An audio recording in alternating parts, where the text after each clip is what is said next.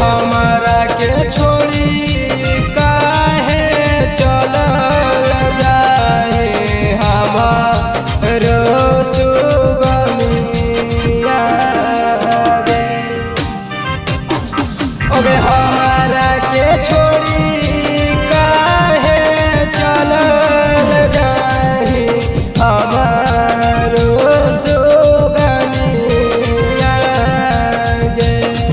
औ कैसे पिलही एक लोटा पानी जे पानी पिया सुगनिया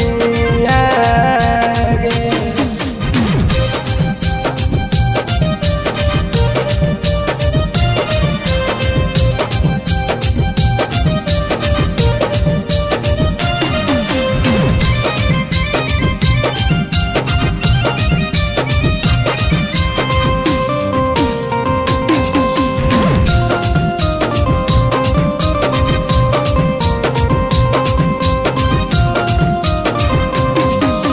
सिंगर सुदेश राजक पिलाई दे तू बनिया जो अब खुश रहे हमारो रनिया के सोना।